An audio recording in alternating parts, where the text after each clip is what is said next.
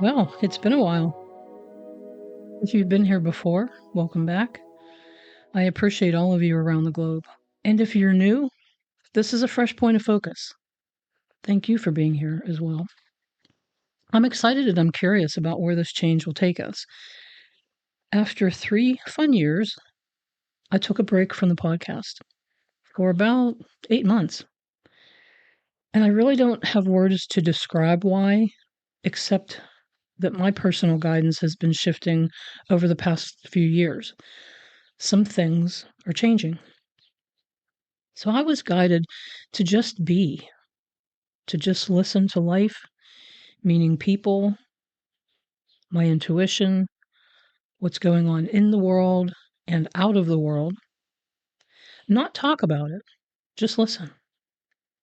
And what I've been hearing is a lot of wonderful guidance streaming from non physical and a lot of negativity spewing from many people here. What a time we're in. It's a kind of a head shaking time, but it has so much good at its core.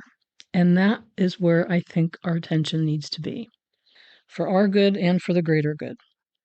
So the highlight became what I found myself repeating to people over the years, especially over the past 5 or so years. Look for the honey in literally everything. Stop looking at what you think is bad. The unwanted and the unliked are not bad. They're useful. A lot of years ago, my great aunt, Margaret, would say, you catch more bees with honey than you do with vinegar. And that stuck with me. And I thought it was odd because vinegar has many uses. It's good, but it is bitter. So I knew not to take it literally. It means you get more of whatever you put out. If you want more of what makes more honey, put out your sweet stuff and you'll get more. Put out your bitter and you'll get more bitter. So that's true. But you see, there's a little drop of honey in that saying because, like vinegar, bitter, unwanted, unliked, has potential. It is useful. If we know how to look at it, where to find it, the unwanted has potential. The unliked has some good stuff in there. It has some useful stuff in there. And not to get off topic, but my great aunt would also say, the hurrier I go, the behinder I get. So just some food for thought. This podcast was formerly titled Mystical Truths, after a website I've had for many years that just recognizes that life has many mystical, not so obvious truths. And it's funny that, speaking of sweet stuff, this podcast continued to do fairly well over the past 8 or so months without any new episodes. So thank you all very much for that. There's no team or profit here. It's just me and a mic. And I'm just sharing what I've learned and what I feel works for me and what I feel works or is useful for all of us. So I've been shown over these past months that the versions of truths that we now can see are really vast. So much so that people are or nearly are overwhelmed by it all. But there's honey in that, because in that, we all are being led to our own truths. And we'll have more on that as we go forward. So, although I've been pointing out the honey all along, this space is now specifically focusing on how to find it in the hard times and the unwelcome times, or people or events. So, welcome to Where's the Honey? The question, Where's the Honey, has become central to how I move through life and how I help others move through theirs. And by honey, I mean the sweet stuff, the helpful, you've probably figured that out by now, the helpful stuff that isn't so obvious. Because we know life isn't always sweet. We all know life can be great, fun, happy, but it also can be overwhelming, disappointing, depressing, just really hard. It's the stuff of life, as I like to call it. It's just the stuff of life. That's all it is. It's the stuff of life. What we do with it makes all the difference. And when that stuff is any of the unwanted things, it's really easy to focus on what we think is wrong or missing or shouldn't have happened. What we think, decide, figure. I learned that when I was just a kid. My father and I were having sort of an argument, and I said, Dad, I just figured. And he looked down at me and he said, Rebecca, that's your problem. You figure too much.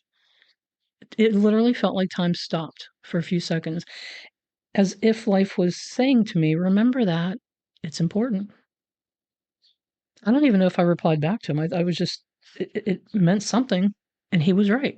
I was learning how to figure my way through life.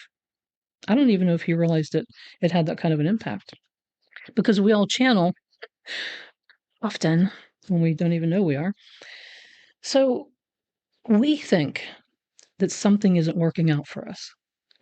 And so then we get right in the way of the divine order of things, the synchronistic flow of life, and derail. Because we can. We're free will creators. We are that free. We can decide that we know better than the intelligence that has created and is creating everything. We decide this is something not working out in my favor. And then, oddly enough, we defend that decision until we see proof of it not working out. But that's okay. Part of why we're here.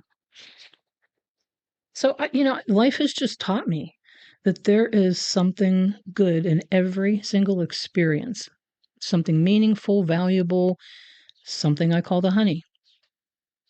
And I don't mean like in a forced, everything is positive kind of way, but in a real, grounded, sometimes quiet, introspective way. Because there have been many times in my life where I couldn't see it, where things felt heavy or unclear, frustrating. It still happens. And only later sometimes will I, or did I, realize there was something really helpful there. So eventually I understood, if we're not going to be beat up by this life here, we have to find the benefit in the moment, or at least as soon as we can. So I'm not immune to the challenges. None of us are. They are one of the reasons we incarnated. It's how we navigate them that makes the difference. So that's what this space is about now.